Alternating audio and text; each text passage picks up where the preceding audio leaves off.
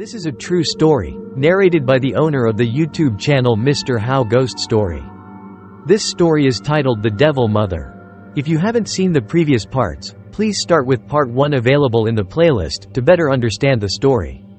Continuing from the previous part 6 is titled The Haunted Temple, inviting everyone to listen attentively.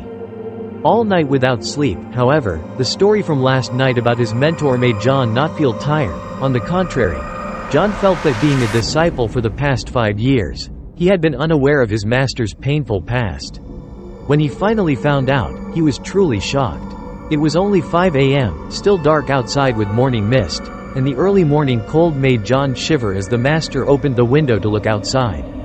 On the street, a few people were already carrying vegetables and fish to the market. The hurried footsteps and their greetings as they passed by each other gradually dispelled the gloomy atmosphere of the late winter days. John said to his master, "Perhaps you should take a nap. You haven't slept all night." The master tousled his long white hair up on top of his head and tied it back with a black cloth. Turning to look at John, he shook his head. "No need, I don't feel tired. Speaking to you about everything last night, on the contrary, made me feel relieved. This morning I still have some things to do for this household. Afterwards, you can go to the market to buy the items I've written down on this paper." The master took out a piece of paper from his robe pocket that he had written the needed items on and handed it to John. Then he opened an old, worn-out bag and took out something wrapped in a shiny gold cloth, and said, "This bag is the same one that my mentor gave me back then. It's been decades and it has only gotten old, never torn. Inside are items that, if touched unknowingly, could cause severe consequences." The master opened the gold cloth wrap. Inside was a stack of red paper talismans with very difficult to understand characters written on them. The ink used on these talismans was mixed by the master with the ash from each temple they made merit at. John knew this because every time they visited a temple, the master would ask the head monk for some incense ash from the main hall's censer. And this wasn't the first time John had seen these talismans. Over the years following his master, he rarely saw the use of these protective charms. Only when the place they arrived at had a heavy negative energy, then the master would use 1 or 2 talismans on the person's house to help the homeowner avoid disasters, somewhat resolving the bad karma caused by lingering spirits of the dead. Of course, he did this not for money, which is why the master's reputation was well known everywhere he went. At that time, John didn't understand much, just followed what his master said. Now, looking at those red talismans, John looked at his master with admiration. He traveled everywhere on this foreign land yet performed deeds of virtue for the local people, helping the poor who couldn't afford to provide for their deceased loved ones, and for the rich, he would donate their money to the temples and then request a bit of sacredness from the temple gate to draw on the talismans to help those afflicted with spirits and demons. Although there were times when John saw his master practicing talismans with his own blood, the considerable amount of money earned from these was also donated to temples for merit. Even though John was somewhat frightened seeing his master bleed, the subsequent actions showed that he could not possibly be doing anything evil. It was evident that after each blood talisman, the master aged visibly. "If there's anything more you need or other modifications to make, just let me know." The sky was already bright, and the master told John to go to the market early to get good supplies. He himself took 12 talismans, a small red bottle, perhaps blood, several shiny golden threads, and stepped out into the backyard. John obeyed the master and went to the market, by which time the house owners had also woken up, their faces quite pale, perhaps because they had to stay up all night watching over their daughter. The maid was also starting the fire to prepare food, and in the backyard, the dew still clung to the leaves, making them damp and chilly. The master began affixing the talismans around the house, dipping his thumb into the red bottle after placing each talisman, marking it at each corner of the chicken coop, the duck pen. He tied a golden thread at the entrance of each. From the backyard to the front of the house, precisely 12 talismans were placed as the master walked into the house where the homeowners were already waiting, he said. "For now, your house has been protected with these talismans against any demons that might come. I don't know what kind of demons these are, but these talismans should work. For now, this is all I can do. The important thing is that you both be careful. If there were no young children, it wouldn't be much worry, but since it has come here once, it might have smelled the children, so be cautious in case it returns." The homeowners thanked the master profusely, immediately preparing breakfast for him, then looking at each other happily for being fortunate to have the master's help. The master waited for John to return before eating. After they had eaten, he said to John, "When doing good, one must follow through. Even though we are just passing through, we cannot see death and not save, cannot save one person and abandon another." All night, I thought and finally understood the karmic connection that my mentor talked about years ago. Over the decades, I have been to many places, and the talismans I use are not few, made from the ink mixed with the sacred ash. Perhaps fate has led us here to use them. Go get ready, and we will go to the houses with young children to place talismans for them. John, happy with what the master said, ran to the room to get the bag for his mentor, and the two hurried off. Truly, the master had a vast and forgiving heart. Perhaps anyone hearing his painful story would think about his harboring revenge, even possibly hating the people of this country. But despite the pain, all these years he had only one thought: turn grief and hatred into kindness, which is not something everyone can do. However, things were not as easy as John thought. Despite their good intentions, not everyone welcomed them. Those who knew of the master's reputation would bow in gratitude and allow him to place talismans in their homes. Spiritual matters, demons, and charms are not believed by everyone. So, going around the village, many houses had young children, but those who did not believe in demons and saw that the master was Chinese immediately drove them out. "Go away, we don't have any charms here. Go on, it's all fake gods and demons harming people." Despite John's explanations, they would not believe, and even resorted to derogatory comments.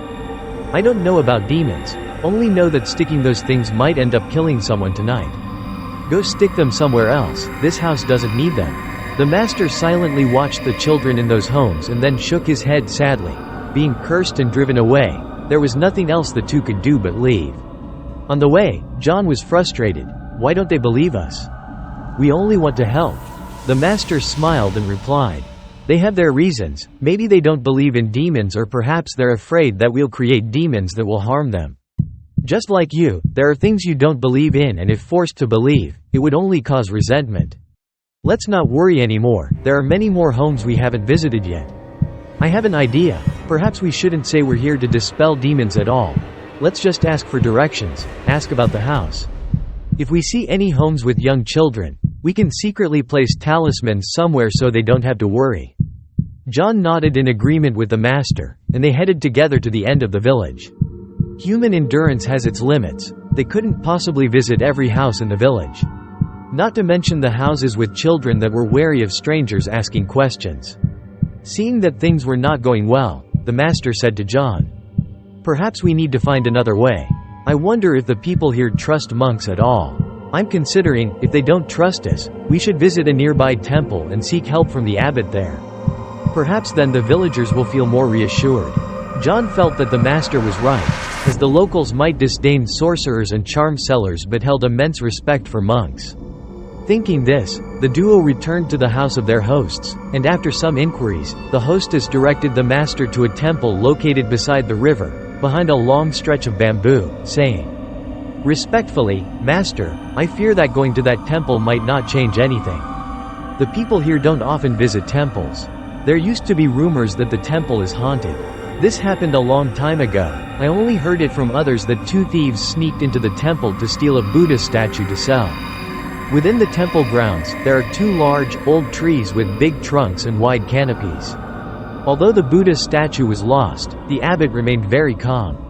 Exactly 3 days later, a novice screamed in terror because hanging from each of the trees was a body, with blood dripping from their eyes, noses, mouths, and ears. More frighteningly, below the corpses of the thieves, the stolen statue was neatly placed. But they said it was not a Buddha statue but a strange, black figure, possibly made of dark metal, which is why the thieves were suspicious. The hostess continued after the deaths of the two thieves. Villagers came to claim the bodies, but since neither was from the village, no one dared to take them down. Supposedly, some officials came but also could not remove them.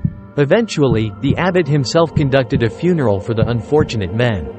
Since then, villagers always noticed strange occurrences around the temple. Sometimes, they saw shadows climbing the old trees. Sometimes, those who passed by early in the morning saw figures moving back and forth, or someone sweeping the yard, even though the novice from the temple had also disappeared without a trace. Because of this, for many years, no one dared to approach the temple, and they rarely saw the abbot leave the temple.